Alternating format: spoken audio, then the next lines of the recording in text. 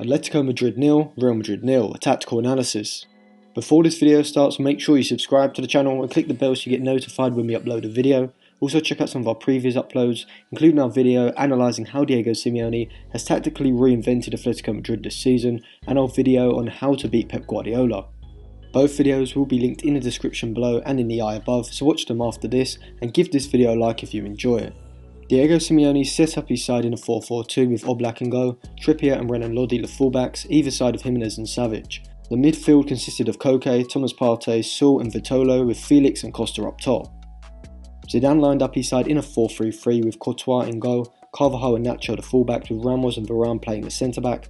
The midfield three consisted of Casemiro, Kroos and Valverde, with Hazard wide on the left, Bale on the right and Benzema up front.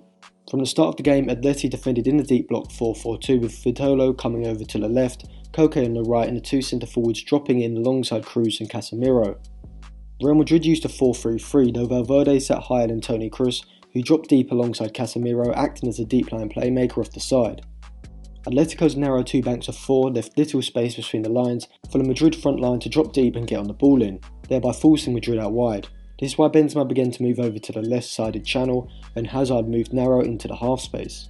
If Madrid had an attacking left back like Mendy or Marcelo who had the athleticism to overlap and the quality in the final third, then this attacking pattern could have caused Atletico Madrid problems. Though with Nacho sitting deep and hesitant to push forward, Benzema and Hazard were often forced backwards, with Koke and Trippier doubling up on both players in that channel.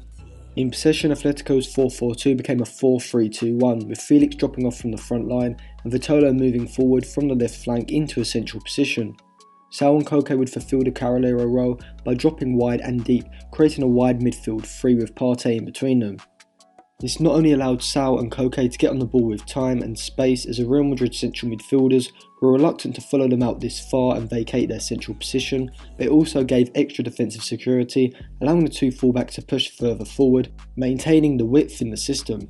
Lodi had a higher starting position than Trippier when Atletico had secured possession. This was probably because Koke was not dropping as deep as Saul on the left, he was moving more centrally alongside Partey, which gave Trippier less defensive cover behind him.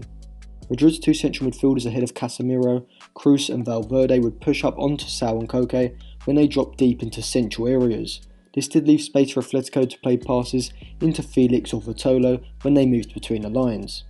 Neither side in the first half were really able to open up the other side. When Felix was able to turn with the ball and drive at the Real Madrid backline, he was brought down almost immediately, as Real knew that Felix's dribbling ability can drive Atletico's attack forward into the box, so they decided to cut out this threat from its source.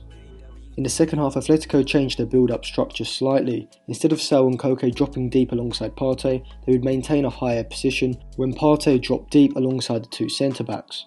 Carrera came on for Vitolo and Koke moved out to the left flank when Atletico defended in a 4-4-2 out of possession. Zidane's side weren't able to get players on the ball in the half spaces where they could turn and dribble at the Atleti back line. This was largely because of how good the Atletico Madrid central midfielders, Saul and Thomas Partey, were at breaking up Madrid's central attacks with tackles and interceptions. Whilst Toni Kroos was good in central midfield in terms of switching the attack from a deep position with his excellent passing range, Madrid's central midfielders did lack the ability to play an incisive pass in between the lines and were forced to play balls out wide to Hazard and Bale, which was easy for Atletico to shuttle across and defend. Simeone did seek to make attacking alterations throughout the second half.